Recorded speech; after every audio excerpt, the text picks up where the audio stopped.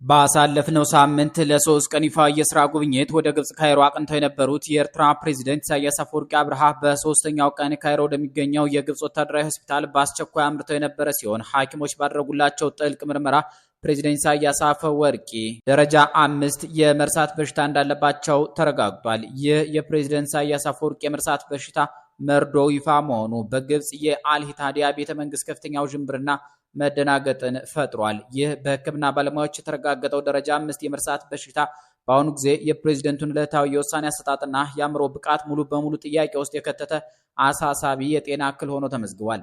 በሕክምና ሳይንስ ጥናቶች መሰረት ይህ የህመም ደረጃ አንድ ግለሰብ የቅርብ ትውስታዎቹን በከፍተኛ ሁኔታ የሚያጣበት፣ በዕለታዊ ክንውኖች ላይ የሌሎችን እገዛ የሚሻበት፣ የሰዎችን ፊትና ስም ለመለየት የሚቸገርበትና የነገሮችን ቅደም ተከተል የማገናዘብ አቅሙ እጅግ የሚዳከምበት አስቸጋሪ ምዕራፍ ነው። ይህ የጤና መታወክ በኤርትራ ከፍተኛ የፖለቲካ አመራር ዘንድ ትልቅ ስጋት የፈጠረ ሲሆን በተለይም በጋራ ክልላዊ ስምምነቶችና በዲፕሎማሲያዊ ግንኙነቶች ዙሪያ በካይሮ ባለስልጣናት ዘንድ የፕሬዝደንቱ የአእምሮ ጤና ሁኔታ በቀጣይነት አብሮ ለመስራት ምን ያህል አስተማማኝ ነው የሚል ሰፊ ክርክር አስነስቷል። የፕሬዝደንቱ የጤና እክል በውጭ ጉዳይ ሚኒስትራቸው ላይ ያሳደረው ጫና ወዲያውኑ በይፋዊ መድረክ ላይ እየተንጸባረቀ ሲሆን ከግብጽ የውጭ ጉዳይ ሚኒስትር ዶክተር ባድር አብዱላቲ ጋር ጋዜጣዊ መግለጫ ለመስጠት ወደ መድረክ የወጡት የኤርትራ የውጭ ጉዳይ ሚኒስትር ኡስማን ሳሌህ ከጋዜጠኞች 4 ጥያቄዎች የቀረበላቸው ቢሆንም የፕሬዝደንቱን የጤና ቀውስ ተከትሎ በፈጠረባቸው መደናገጥ ምክንያት አንዱንም ጥያቄ ሳይመልሱ ከመድረክ ወርደዋል። አቶ ኡስማን ሳሌህ ለቀረበላቸው ጥያቄ አንዳች ምላሽ ሳይሰጡ ከመድረኩ የወረዱበት ምክንያት የባድር አብዱላቲ ቢሮ አጣርቶ በአስቸኳይ ሪፖርት እንዲያቀርብ የግብጽ ፕሬዝደንት ጽህፈት ቤት ማዘዙም ተረጋግጧል። ሁለቱ ሚኒስትሮች ጋዜጣዊ መግለጫ ለመስጠት መድረክ ላይ ቢሰየሙም ዶክተር ባድር አብዱላቲ 29 ደቂቃ ከ22 ሰከንድ አውርተው ሲወርዱ የኤርትራ ውጭ ጉዳይ ሚኒስትር ኡስማን ሳሌህ በፕሬዝደንታቸው ድንገተኛ መታመም ሳቢያ በደረሰባቸው ድንጋጤ ምንም ነገር ትንፍሽ ሳይሉ ቀርተዋል። ይህ የቅርብ ጊዜ ድንገተኛ የጤና ቀውስ ከመከሰቱ በፊት ከተወለዱ 80 ዓመታትን ያለፋቸው የነጻው ኤርትራ መሪ ኢሳያስ አፈወርቂ አብርሃ እንዴት እርጅናን ድል ማድረግ ቻሉ የሚለው ጉዳይ ለብዙዎች ምስጢርና ጥያቄ ሆኖ ቆይቷል። አንድ በቀንድ ጉዳዮች ላይ የሚመራመሩ ጋዜጠኛ እንዲያውም ኢሳያስን ብትደባደበው በጠረባ ይጥልሃል፣ ጠንካራ ነው ሲሉ ገልጸዋቸዋል። በቁመት ረጅሙ ኢሳያስ በመርዘማቸው የተነሳ ለኢትዮጵያው ጠቅላይ ሚኒስትር የተደረገው የድምፅ ማጉያ አጥሮባቸው ሲጨናነቁ የታዩት ረጅም ዕድሜ ምድር ላይ የኖሩትና ረጅም የትጥቅ ትግል መርተው ለድል የበቁት መሪ የጤና አጠባበቅ ምስጢራቸውን፣ ታሪካቸውን ስንመረምር 5 ዋና ዋና ምክንያቶችን እናገኛለን። የመጀመሪያውና ዋነኛው ምክንያት ከማንኛውም አይነት ሲነጋራና የቲምባሆ ምርቶች ሙሉ በሙሉ የራቁ መሆኑ ነው። በቀንዱ ፖለቲከኞች ዙሪያ መጽሐፍ ያሳተሙ ምንጮች እንደሚናገሩት ኢሳያስ ከሌሎች ታጋይ ጓዶቻቸው የሚለዩበት አንዱ ምስጢር አለማጨሳቸው ነው። ከሳህል በረሃ እስከ ናቅፋ ኮረብታ፣ ከአዲስ አበባ ዩኒቨርሲቲ እስከ አስመራ ቤተ መንግስት በዘለቀው ረጅሙ የኢሳያስ ሕይወት ውስጥ ማጨስ የሚባል ነገር አይታወቅም። ዘመነኞቻቸው በተለይ የሃያኛው ክፍለ ዘመን የ60ዎቹ ትውልድ የሚባሉት ሲጋራ ማጨስን እንደ አብዮተኝነት ይቆጥሩት በነበረበት በዚያ የሜዳ ትግል ዘመን እንኳን ኢሳያስ በማጨስ አብዮተኝነት የለም ያሉ ይመስላሉ። እንደ ሌሎች መሪዎች ሲጋራ በላዩ የሚለኩሱ የአገር መሪ አይደሉም። ይህ ጥንቃቄያቸው ዕድሜያቸውን ለማርዘምና ሳምባቸውን ለመጠበቅ ትልቅ መሰረት ሆኗቸዋል። ሁለተኛው የኢሳያስን ዕድሜ ያረዘመላቸውና የአካል ጥንካሬ የሰጣቸው ምክንያት ጥብቅ የአመጋገብና የመጠጥ ስርዓታቸው ነው። ኢሳያስ ብዙ መጠጥ አይጠጡም የሚባል ሲሆን ኤርትራውያን ምንጮች ፕሬዝደንታቸውን መጠጥ መጠጣት ካለባቸው የአስመራን አረቄ በመጠኑ ብቻ ይጎነጫሉ ብለው ነው የሚገልጿቸው።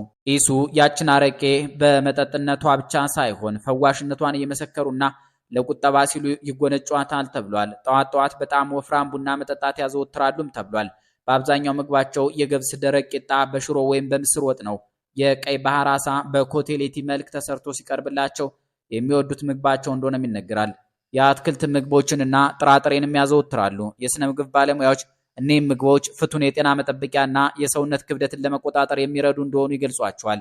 በመሆኑም ኢሳያስ አሁንም ድረስ ሸንቀጥ ያሉና ከመጠን ያለፈ ውፍረት የማይታይባቸው መሪ ሆነው ዘልቀዋል። ሶስተኛው ለረጅም ዕድሜና ለጥንካሬያቸው እንደ ምክንያት ሊጠቀስ የሚችለው ከጠንካራ ወላጆቻቸው የወረሱት የዘር ሐረግ ወይም የጂን መዋቅር ነው። ወላጅ እናታቸው አዳነች በርሄ እስከ ቅርብ ጊዜ ድረስ በአስመራ ከተማ በሕይወት የነበሩ ሲሆን ዕድሜያቸው በ90ዎቹ ውስጥ ቢገባም በእግራቸው ሄደው ቤተክርስቲያን ይሳለሙ፣ የቤተሰብ ወዳጅ ዘመድ ሰርግና ቀብር ላይ የሚገኙ የነበሩ ወፍራምና ቁመተ ረጅም ባልትና አዋቂ እመቤት ነበሩ። የኢሳያስ አባት ቀኛዝማች አፈወርቂ አብርሃም ጠንካራ ሰው ነበሩ። አስመራንም መቀሌንም መኖሪያቸው አድርገው ይመላለሱባቸው እንደነበረ ተጽፏል። ኢሳያስ ከኒህ ጠንካራ ወላጆቻቸው የወረሱት ተፈጥሯዊ የሰውነት መቋቋም አቅም ለረጅም ዕድሜያቸው ሳይጠቅማቸው አልቀረም። አራተኛው ምክንያት የአካል ብቃት እንቅስቃሴ ማዘውተራቸውና ጉልበት የሚጠይቁ ስራዎች ላይ መሳተፋቸው ነው። ኢሳያስ በረፍት ጊዜያቸው መኖሪያ ግቢያቸው ውስጥ ካለው የእንጨት ስራ ክፍል ውስጥ የተለያዩ የእንጨት ላይ ቅርጻ ቅርጾችን በመቅረጽና ስዕል በመሳል የአእምሮና የአካል ሚዛናቸውን ይጠብቃሉ። በትርፍ ጊዜያቸው አብረዋቸው ከሚኖሩ የልጅ ልጆቻቸው ጋር መላፋትና መጫወትም አንዱ የሚያስደስታቸው ነገር ነው። ከዚህም በላይ ቀደም ባሉት ዘመናት ከአስመራ ወደ መቀሌ ሲጓዙ መኪናቸውን ራሳቸው ይነዱ እንደነበር በታሪክ መጻሕፍት ላይ ተመዝግቧል። እንዲህ ባሉ የአእምሮንና የአካልን ውጥረት በሚቀንሱ ተግባራት ላይ መሳተፋቸው የጤና ጥቅም እንዳስገኝላቸው አያጠራጥርም። በአምባገነናዊና ቀለል ባለ አጀብ በሌለበት የኑሮ ዘይቤ ውስጥ መኖራቸው በአምስተኛ ደረጃ ይጠቀሳል። ቤተ መንግስት ውስጥ አይኖሩም። መኖሪያ ቤታቸውም መካከለኛ ገቢ ያላቸው ሰዎች የሚኖሩበት ሰፈር ነው። በአጥር ከጎረቤት ጋር ይገናኛሉ። የኢሳያስ ነጠላ ጫማ፣ የማይቀያየረው አሮጌ ሱፋቸው፣ ተራ ሰው ሊለብሰው የሚችለው ሸሚዛቸው ህይወትን ቀላል አድርጎላቸዋል። እሳቸውን በቅርብ የሚያውቁ የውጭ ጸሐፊዎች እንደሚሉት ኢሳያስ በቅንጡ ነገሮች የሚማልሉ ሰው አይደሉም። በግል ሀብትም አይመኩም። ሌሊት ላይ ከእንቅልፍ ቀድሞ የመነሳትና የማንበብ ልምድ አላቸው። ይህ ሁሉ ተፈጥሯዊና የተጠና ያኗኗር ዘይቤ ቢኖራቸውም ፕሬዚደንት ኢሳያስ አፈወርቂ ከአሁኑ የአእምሮ ጤና ቀውስ በፊት ለ10 ዓመታት ከአካላቸው ጋር አብራ የኖረችና በየጊዜው የምታገረሽባቸው ስር የሰደደች የቢጫ ወባ በሽታ እንዳለባቸው አይዘነጋም። ይህች በሽታ በታሪካቸው ውስጥ በተደጋጋሚ እያገረሸች ያሰቃየቻቸውና በአልጋ ላይ የምትጥላቸው ዋነኛ የጤና ጠንቅ ናት። ከ30 ዓመታት በፊት በ1985 ዓ.ም ይህችን የቢጫ ወባ በሽታ በቻይና ሆስፒታል በጽኑ ታክመዋታል። በወቅቱ በሽታዋ በከፍተኛ ሁኔታ አገርሽታባቸው ህይወታቸው ልትገድላቸው የነበረ ሲሆን በጊዜው በነበረው እጅግ አስቸኳይና አስቸጋሪ ሁኔታ በእስራኤል ፈጣን አውሮፕላን በአስቸኳይ ተወስደው በከፍተኛ ሕክምናና ክትትል ከተጋረጠባቸው የሞት አደጋ ለመትረፍ ችሏል። ፕሬዚደንቱ ከዚያ ዘመን ጀምሮ ጨርሳ ካለቀቀቻቸውና በሰውነታቸው ውስጥ ስር ከሰደደችው የወባ በሽታ ጋር ለዓመታት አብረው የኖሩ ቢሆንም የማታ ማታ መታከሙ ሰልችቷቸው ሕክምና ሙሉ በሙሉ ትተውታል። በቅርብ ዓመታት በተደረጉ ቃለ መጠይቆች ላይ ስለ ጤና ሁኔታና ስለ በሽታው ይንገሩን ተብለው ሲጠየቁ ስለ ቢጫ ወባ እውነታ ለመደበቅ በመሞከር እድለኛ ነኝ፣ ጠላት እንደሚያወራብኝ አይደለውም በማለት የጤና እክላቸውን ደብቀው አልፈዋል። ይሁን እንጂ የሕክምና ባለሙያዎች እንደሚናገሩት የቢጫ ወባ በሰውነት ውስጥ ለረዥም ዓመታት መቆየቱና በዕድሜ መግፋት ሳቢያ የሰውነት መከላከል አቅም ሲዳከም በሽታው በሌሎች የውስጥ አካላት ላይ የሚያደርሰው ጉዳት እጅግ ከፍተኛ ነው። ከዚህ በተጨማሪም ኤርትራ ውስጥ የእንግዴ ልጅ በማድረቅና በማዘጋጀት እንደ ታብሌት ወይም እንደ መድኃኒት አድርጎ የመጠቀም የቆየ ባህላዊ ልማድ ያለ ሲሆን ፕሬዚደንት ኢሳያስ ይህንን የእንግዴ ልጅ ታብሌት ለአካላዊ ጥንካሬና ለጤና መታደስ አዘውትረው እንደሚጠቀሙበትና ለረጅም ዓመታት ጠንካራ ሆነው የቆዩበት አንዱ ምስጢር ይህ እንደሆነ ይገለጻል። ይሁን እንጂ በቅርብ ዓመታት ውስጥ በአማርኛ ቋንቋ በሰጡት ቃለ መጠይቅ ላይ የታየው የፕሬዚደንቱ ገጽታና የጤና ሁኔታ ፍጹም የተለየ፣ ያረጀና በከፍተኛ ሁኔታ የተጎሳቆለ ነበር። በቃለ መጠይቁ ላይ በግልጽ እንደታየው ሰውነታቸው እጅግ ከስቷል። ፊታቸውም ጠውልጎና የጤና እክል እንዳለባቸው በሚያሳይ መልኩ ተለዋውጦ ይታያል። ከላይ ያጠለቁት ልብሳቸው የተጨማደደና የመሪነት ግርማ ሞገሳቸውን ያሳጣ መስሎ የታየበት ዋነኛው ምክንያት ሰውነታቸው በበሽታና በዕድሜ መግፋት ሳቢያ በመጫጨቱና በመጫጫኑ ነበር። ከነበሩበት ደከም ያለ ጣራ ስር ሆነው በለሰለሰ አንደበትና እጅግ በዝግታ ይናገሩ የነበረ ሲሆን ይህም ቀድሞ ከነበራቸው አስፈሪና ጉልበተኛ ድምፅ ፍጹም ያፈነገጠና ጤናቸው በከፍተኛ ሁኔታ መቃወሱን የሚያሳይ ሕያው ምስክር ነበር። በሕክምና ጥናቶች መሰረት የደረጃ 5 የመርሳት በሽታ ምልክቶች መካከል አንዱ የንግግር ፍጥነት መቀነስ፣ ቃላትን በአግባቡ መምረጥ አለመቻልና የድምፅ መጥለቅለቅ መሆኑ የፕሬዝደንቱን ወቅታዊ የጤና መበላሸት ይበልጥ ያረጋግጣል። ይህንን የተጎሳቆለና የዛለ ገጽታቸውን የሚመለከቱ ብዙዎች መሪው በስተርጅናቸው በጽኑ ሕመም መያዛቸውንና የአካል ብቃታቸው ሙሉ በሙሉ ማክተሙን ይናገራሉ።